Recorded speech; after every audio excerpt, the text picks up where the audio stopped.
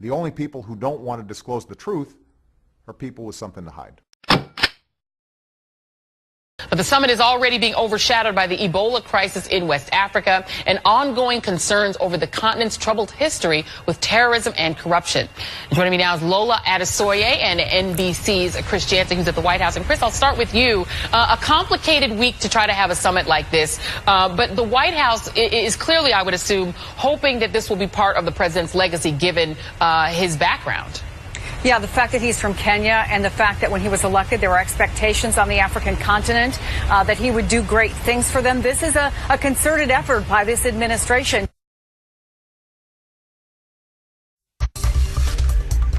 Have you heard the comments from Ted Cruz's dad? Incendiary statements about President Obama. Mother Jones posted video of Rafael Cruz speaking to a Tea Party group last year, saying this about the president. We have to unmask this man. This is a man that seeks to destroy all concept of God. And I'll tell you what. This is classical Marxist philosophy. Right. Karl Marx very clearly said it. Marxism requires that we destroy God because government must become God. We have our work cut out for us. We need to send Barack Obama back to Chicago. I'd like to send him back to Kenya, back to... Joining me now, Democratic strategist with the Center for American Progress, Daniela Gibbs-Leger, Republican strategist Chip Saltzman. Daniela, let me start with you. Is this just a series of horrible comments by one man, or do you think this is part of something bigger in our country these days? I think it's both, unfortunately. You hear a lot of these sentiments echoed by a lot of the fringe members of the Republican Party and the Tea Party. So it's not surprising that you heard these words coming out of his mouth. What is surprising is that, yes, he is Ted Cruz's father. He's not in the Senate himself, but Ted Cruz uses him as a surrogate. Rafael Cruz has sat down and discussed strategy on how to win Latinos over to the Republican Party with groups such as Heritage.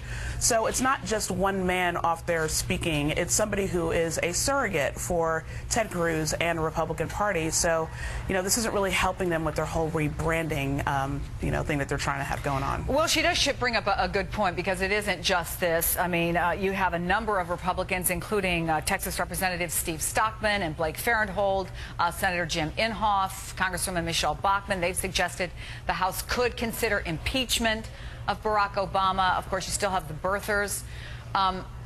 What does this mean for your party looking ahead to 2016?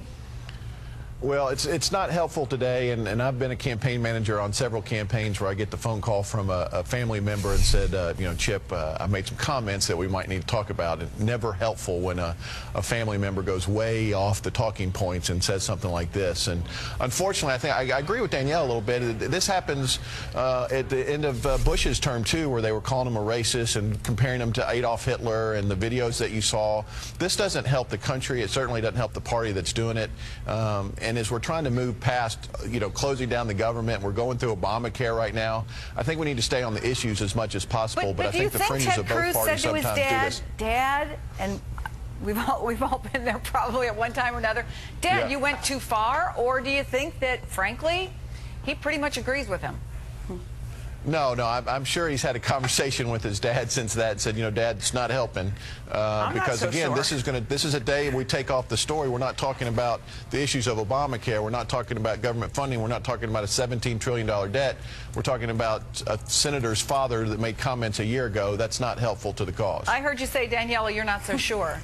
No, I'm not, because I think there are, some Republicans, and I think Ted Cruz is one of them, that they are trying to energize and excite their base in any way that they can. And again, there are a segment of Republicans who, subscribe to this notion that somehow this president isn't a Christian or he isn't truly American. And so I think there are people who think it's helpful to have other people out there saying this stuff to keep their base riled up as they're, in here in D.C. trying to shut down a government and all these other unpopular tactics. Well, I also wonder, sort of this big picture question, Chip, like when did it become okay to stop respecting the office, at least? When did it become okay, to suggest that the president gets deported? I mean, I think political disagreement is what this country was founded on, but it does seem the lack of respect has escalated exponentially in the last few years.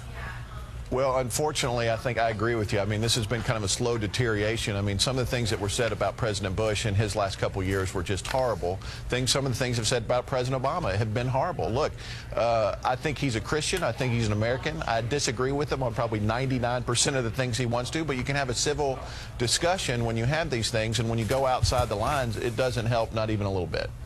Chip Saltzman, Daniela Gibbs-Legere, good to see both of you. Thank you. But the summit is already being overshadowed by the Ebola crisis in West Africa and ongoing concerns over the continent's troubled history with terrorism and corruption. And joining me now is Lola Adesoye and NBC's Chris Jansen, who's at the White House. And Chris, I'll start with you. A complicated week to try to have a summit like this, but the White House is clearly, I would assume, hoping that this will be part of the president's legacy given his background. Yeah, the fact that he's from Kenya and the fact that when he was elected, there were expectations on the African continent that he would do great things for them. This is a concerted effort by this administration. The only people who don't want to disclose the truth are people with something to hide.